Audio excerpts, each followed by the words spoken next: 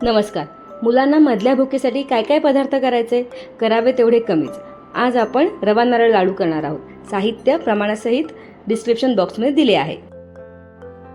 1.5 वाटी तूप वितळवून त्यात 4 वाटी रवा घालून चांगला 15 ते 20 मिनिटं भाजून घ्यायचा. रवा भाजण्यासाठी जाड कढई किंवा नॉनस्टिक पॅन वापरलेले चांगले.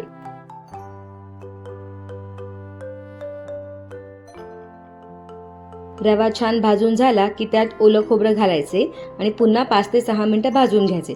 खोबरे घातल्यावर त्याच्या ओलसरपणामुळे चरचर असा आवाज येतो. तो आवाज यायचा बंद झाला की समजायचे खोबरे भाजून झाले आहे. रवा खोबरे नीट भाजून झाले की रवा छान फुलून येतो आणि रव्याला ओलसर वाळूसारखे टेक्स्चर येते.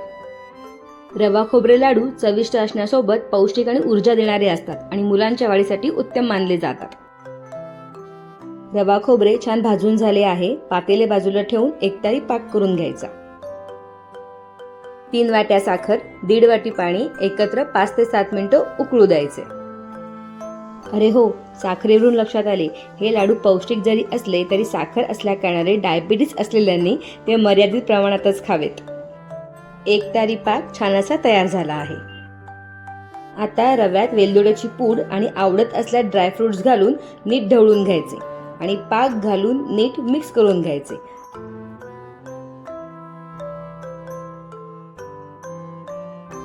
अर्ध्या तासाने चेक करून नीट एकजीव करून घ्यायचे. रवा खोबऱ्याच्या मिश्रणात साधारण साखरेचा पाक मुरायला 1.5 ते 2 तास लागतात. जर तुम्हाला माझ्या रेसिपीज आवडत असतील तर चॅनेलला सबस्क्राईब करून व्हिडिओजना लाईक अँड कमेंट करून फ्रेंड्स अँड फॅमिलीसोबत शेअर करा. लाडू नीट वळता आला की समजायचे पाक चांगला मुरला आहे.